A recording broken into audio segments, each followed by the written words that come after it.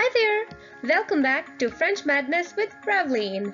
Our subject for today is les articles indéfinis, the indefinite articles. Let's brush up our understanding of the indefinite articles. In English, the indefinite articles are a and an.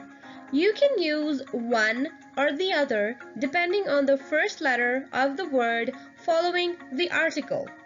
So, the thing here has a as an article. Why? Because it starts with a consonant, whereas here, this word starts with a vowel, hence an apple. In plural, we say some or just nothing at all. It doesn't really make any difference if we say some apples or just apples. In French, les articles indéfinis are un, une, and they. Un is used in front of masculine singular nouns, une is used in front of feminine singular nouns, and they is used in front of plural nouns, be it masculine or feminine. So now this they plays an important role. Like we discussed, some apples or apples mean the same thing. So you could simply say some apples or you could say apples. It wouldn't make any difference. But in French, if a noun is plural, it has to have they in front of it. So if you say pomme, that would be completely wrong. So you have to include this they if a noun is plural. So it would be des pommes. Super. Let's find out which article to put in front of which noun. Super easy way to know this is that almost all the nouns that end with E are feminine, so we put une in front of them. The nouns ending with S and X are usually plural, so we put they in front of them.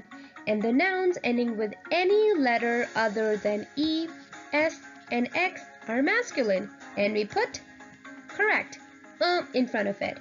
Just for your reference, look at the three examples here for une, and they. Are these nouns ending with E, S, and X? No, so they are masculine, and we're going to place un in front of them. These nouns are ending with this letter, so we would put une in front of them. These nouns are ending with S or X, so that way we would put they in front of it. Alright, let's move ahead now. Un is used in front of masculine singular nouns. That means nouns ending with any letter other than E, S, and X. So chien here ends with N. Neither E nor S or X. So that would be un chien, a dog. Similarly, stylo ends with O. It does not have E, S, or X. So that would be un chien, a dog. Un garçon, check this out, ending with N. That would be un garçon, a boy.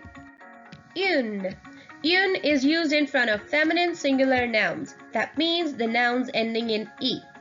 Fille ends with E, so that would be une fille, a girl. Porte, une porte, a door. Pomme, une pomme, an apple. And now is the time for they. It is used in front of plural nouns, be it masculine or feminine. It only has to end with S or X in order to have the they as the article. So, chien here ends with S. So that would be des chiens, some dogs. Des livres, some books. Des filles, which would be some girls. Des gâteaux, which is ending with X. So some cakes.